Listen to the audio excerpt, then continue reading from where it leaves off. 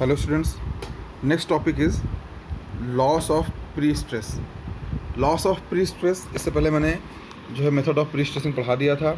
मैंने कुछ यूट्यूब के वीडियोस भी शेयर किए हैं, आप उसको देख सकते हैं। अच्छे वीडियो हैं, इम्पॉर्टेंट हैं, उनको मैंने पढ़ा दिया है। बट अब एक्स्ट्रा स्टडी के लिए उन वीडियोज़ को देख सकते हैं जिनमें लॉस ऑफ प्री स्ट्रेस भी पढ़ाया गया है। लॉस ऑफ प्री स्ट्रेस क्या है? जब कभी हम सपोज़ करो, सब मैं एग्जांपल बीम का लेके चलूँगा। कोई बीम है, बीम पे जब प्री स्ट्रेसिंग अप्लाई होती है तो इसमें बहुत डिफरेंट कंडीशन से जो प्री स्ट्रेसिंग हम प्रोवाइड करते हैं, मान लीजिए 1000 की प्री स्ट्रेसिंग प्रोवाइड कर रही है, 1000 की प्री स्ट्रेसिंग प्रोवाइड करी है, तो ये 1000 नहीं रह जाता, कुछ ना कुछ ये वैल्यू कम हो जाती है, ये 900, 950 कुछ वैल्यूज़ रह जाती हैं। ठीक है, तो इसी को बोलते हैं लॉस ऑफ प्री स्ट्रेसिंग। वो लॉस होते किस वजह से हैं, ये देखिए यहाँ पे मैंने जो एक टेबल बना रखी है, यस नो करके। यस नो यानी कि कुछ प्री स्ट्रेसिंग में, कुछ पोस्ट स्ट्रेसिंग में ये वैल्यूज़ होती हैं। प्री स्ट्रेसिंग में कौन सी और पोस्ट स्ट्रेसिंग में कौन सी और क्यों, ये मैं यहाँ पे एक्सप्लेन करूँगा। ठीक है, सबसे पहला है इलास्टिक शॉर्टनिंग। इलास्टिक डिफॉर्मेशन जो लिखा हुआ है, इलास्टिक शॉर्टनिंग भी बोलते हैं इसको। इलास्टिक शॉर्टनिंग होता क्या है? जब सपोज़ करिए कोई बीम है, ये इस बीम पे लोड अप्लाई किया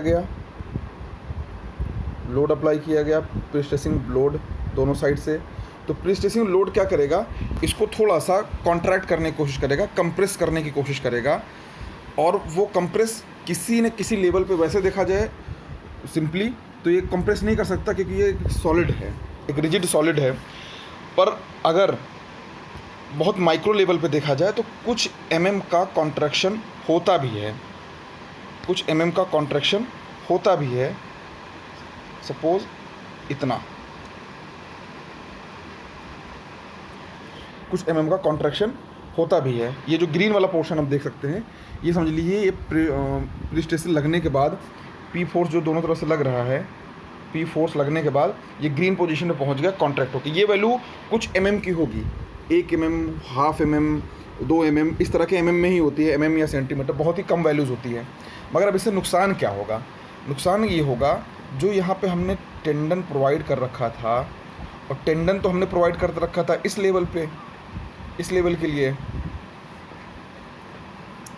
पे टेंडन प्रोवाइड कर रखा था। अब वो न्यूटन्स का एक्शन रिएक्शन लॉ, जब किसी एक्शन यानी कि जो प्री स्ट्रेसिंग फोर्स है, इसके एक्शन का रिएक्शन मिल रहा था, तो प्री स्ट्रेस जनरेट हो रहा था। क्योंकि आपको पता है स्ट्रेस तब जनरेट होगा जब कोई फोर्स लगाएं उसका रिएक्शन मिले। तो स्ट्रेस जनरेट हो रहा था, तब तो ये स्ट्रेसिंग थी। पर अगर ये श्रिंक कर जाए, पिचक जाए, शॉर्टनिंग आ जाए, ये अंदर की तरफ दब जाए, तो क्या होगा, जितना वो दबेगा, जितना शॉर्टनिंग आ जाएगी, उतना अमाउंट स्ट्रेस लॉस हो जाएगा। ठीक है, तो इसी को बोलते हैं इलास्टिक शॉर्टनिंग। ये इलास्टिक इसलिए क्योंकि जो कंक्रीट होता है वो इलास्टिक किसी एक बहुत ही माइक्रो लेवल पे, बहुत ही छोटे लेवल पे इलास्टिसिटी उसमें होती है। वही इलास्टिसिटी प्री स्ट्रेसिंग को जो है माइनस कर देती है, नुकसान कर देती है। ठीक है, तो ये प्री टेंशनिंग में होता है, पोस्ट टेंशनिंग में कंडीशनल है। प्री टेंशनिंग में होता है क्यों? क्योंकि थ्रू आउट द लेंथ उसमें बॉन्डिंग होती है। इसमें जो टेंडन प्रोवाइड किया जाएगा, tendon through out the length इसमें बॉन्डिंग होती है। जो टेंडन प्रोवाइड करेंगे थ्रू आउट द लेंथ, इसमें इस पूरी जगह पे, हर जगह इसमें बॉन्डिंग होती है, बॉन्ड होते हैं। तो इस वजह से क्या है, ये थ्रू आउट द लेंथ इसको कॉन्ट्रैक्ट करने की कोशिश करेगा और शॉर्टनिंग आएगी। पर पोस्ट टेंशनिंग में क्या है, टेंडन के साथ ये डक्ट छोड़े जाते हैं, ये जो है डक्ट प्रोवाइड किए जाते हैं। बाद में इन डक्ट्स में वायर फिल किए जाते हैं और इनकी स्टिचिंग की जाती है। इंडक्स में वायर डालकर स्टिचिंग की जाती है। तो इसकी कंडीशनल ये है कि अगर उसमें कई वायर होते हैं तो एक एक वायर करके खींचेंगे तो शॉर्टनिंग आएगी। क्योंकि एक वायर खींचा, इसमें एक वायर पुल किया, तो फिर वो अगले वायर के लिए जब पुल करेंगे तो इस पर लोडिंग जो आएगी वो इनवर्ड इसको थोड़ा सा कंप्रेस कर देगी। फिर अगले को जब खींचेंगे तो इन दोनों को कंप्रेस कर देगी थोड़ा सा। फिर तीसरे का, चौथे का, इस तरह से 1 बाय 1 जब करेंगे तो एक एक अपने आगे वाले को जो इससे पहले हो रखा है वो उसको कंप्रेस करती जाएगी। ठीक है, पर अगर सबको एक साथ खींचा जाए तो वो 1 बाई 1 वाला कॉन्सेप्ट ख़त्म हो जाएगा। सब के सब एक साथ खींचेंगे, सारे के सारे स्ट्रेच एक साथ आएगा, सारा स्ट्रेच एक साथ आएगा, और स्ट्रेच एक साथ आने की वजह से कोई भी शॉर्टनिंग नहीं आएगी, सीधा के सीधा वो एंकर हो जाएंगे, यहाँ पे आके एंकर हो जाएंगे सारे वायर्स, सारे टेंडन्स, और शॉर्टनिंग नहीं आएगी। ठीक है। जो वायर सबसे पहले खींचा जाता है उसमें सबसे ज़्यादा लॉस होता है, जो सबसे लास्ट में खींचा जाएगा उसमें सबसे कम लॉस होगा, क्योंकि उसको लॉस करने के लिए अगला वाला वायर प्रेजेंट नहीं होगा। इसलिए सबसे पहले वाले को बार बार, क्योंकि जितनी बार खींचा जाएगा वायर, जितनी बार वायर खींचा जाएगा, इसमें एक खींचा गया, इसमें कोई लॉस नहीं है, मगर जब अगला खींचा जाएगा तो इसमें लॉस आ जाएगा, इसमें लॉस आ जाएगा। फिर उसका अगला खींचा जाएगा, जब उसका अगला जब पुल किया जाएगा तो इसमें दोनों में लॉस आएगा। इस तरह से ये कॉन्सिक्वेंटली चलते रहते हैं 1 बाई 1। तो ये हो गया इलास्टिक शॉर्टनिंग, आपको समझ में आ गई उसकी वजह से। अगला है relaxation of steel. Relaxation of steel मतलब क्रीप, इसको रिलैक्सेशन ऑफ स्टील बोलना सही नहीं है, रिलैक्सेशन ऑफ स्ट्रेस भी बाद में पढ़ना है। क्रीप इन स्टील, क्रीप क्या है? टाइम डिपेंडेंट प्रॉपर्टी है। तो टाइम डिपेंडेंट क्या है कि उसमें अगर उसको हमने प्रेशर लगा के रखा है, पी प्रोवाइड करके रखा है, दोनों तरफ से पी प्रोवाइड करके रखा है, तो टाइम के साथ साथ एक शुरू में तो नहीं होगा, एक टाइम ऐसा आएगा जब ये कॉन्ट्रैक्ट होना स्टार्ट हो जाएगी, कॉन्ट्रैक्ट हो जाएगी किसी एक टाइम 2, 4, 10, 15 साल के बाद, तब ये उस टाइम में क्या होगा, ये इलेक्ट्रिक शॉर्टनिंग वाला कॉन्सेप्ट आ जाएगा।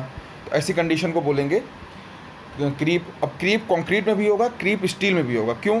क्योंकि जो हमने वायर इस पर स्ट्रेच कर रखी है, वायर जो स्ट्रेच कर रखी है, ये क्या है, ये कंक्रीट को अंदर की तरफ प्रेस कर रहा है, और क्या है, इस पर जो फोर्स लगेगा, टेंशन का फोर्स लगेगा कि स्टील पे, तो ये स्टील जो है ये बाहर की तरफ स्ट्रेच्ड हैं, बाहर की तरफ स्ट्रेच्ड हैं। ठीक है, यानी ये टेंशन में है, कंक्रीट कंप्रेशन में है, टेंशन, ये टेंशन, सॉरी ये कंप्रेशन, और ये पोर्शन टेंशन में है वायर यानी टेंडन। अब टेंडन जो टेंशन में है, धीरे धीरे इसके मॉलिक्यूल्स रिलैक्स होना शुरू करेंगे। ये जो टेंशन है ये अपने आप को सरेंडर कर देंगे, टेंस ही हो जाएंगे। तो जो स्ट्रेस इसके अंदर डेवलप थी वो थोड़ा सा रिलीज़ हो जाएगी, रिलैक्स हो जाएगी। इसी को बोलते हैं relaxation of steel, relaxation of stress in steel. ये रिलैक्स हो जाएंगी, ये दोनों में होगा, स्टील और सॉरी प्री और पोस्ट दोनों में होगा। Shrinkage of concrete, concrete shrink करता है, आपको सबको पता है। जैसे जैसा मैंने बताया, किसी एक लेवल पे काम किया, अगला फिर उसको कुछ दिन के बाद वो श्रिंक करके थोड़ा कम हो गया। अगर श्रिंकेज आ रहा है कंक्रीट में तो क्या होगा, वैल्यू जितने पे आप इसको एंकर करना चाह रहे थे उतने पे एंकर होगा नहीं। अगर इतने पे एंकर होगा नहीं, शॉर्टनिंग आएगी तो स्टील के स्ट्रेस में लॉस आएगा, क्योंकि एक्शन और रिएक्शन वाला कॉन्सेप्ट। ठीक है। क्रीप इन कंक्रीट दोनों में होता है, रिलैक्सेशन स्टील यानी क्रीप इन स्टील और क्रीप इन कंक्रीट दोनों में होता है। अगला जो है, जो दोनों हैं 6 होते हैं, जो 5 और 6 नंबर है, ये सिर्फ और सिर्फ पोस्ट टेंशनिंग में होगा। यस यस यस यस मतलब हाँ होता है, नो नो नहीं होता है। प्री टेंशनिंग में नहीं होता है, पोस्ट टेंशनिंग में होता है। क्यों? क्योंकि चीज़ ही ऐसी है। फ्रिक्शन मतलब मैंने जो बताया कि कंक्रीट बनाएंगे, इसमें डक्ट छोड़ेंगे, बाद में इसमें वायर डाल करके, इसको वायर प्रोवाइड करके इसकी स्ट्रेचिंग करेंगे। पर किस में करते हैं ये काम? करते हैं पोस्ट टेंशनिंग में। तो जब स्ट्रेचिंग करते हैं, इसकी स्ट्रेचिंग करते हैं, तो स्ट्रेचिंग की वजह से फ्रिक्शन लगता है, इनके जो टक्ट और इसके बीच फ्रिक्शन लगता है, जो हमारा यहाँ पे जो डायल गेज लगा होगा, डायल गेज पे तो रीडिंग दिखाता रहेगा, पर वो रीडिंग एक्चुअल में फ्रिक्शन में कुछ न कुछ जा रही है। तो फ्रिक्शन में जो रीडिंग जा रही है वो लॉस है, क्योंकि हम उसकी एक्चुअल प्रीस्ट्रेसिंग पी की वैल्यू हम कैलकुलेट नहीं कर पा रहे हैं। वो फ्रिक्शन की वजह से डायल गेज में कुछ न कुछ गड़बड़ी दिखा रहा है। हमें तो लग रहा है कि 1000 है, मगर रहता है 980 ही, 20 फ्रिक्शन में चला जा रहा है उसका फोर्स। ठीक है। पर ये काम किस में होगा? प्री टेंशनिंग में नहीं हो सकता, क्योंकि प्री टेंशनिंग में पहले से ही वायर खींच के रखते हैं इसमें। ठीक है। तो प्री टेंशनिंग में नहीं हो सकता।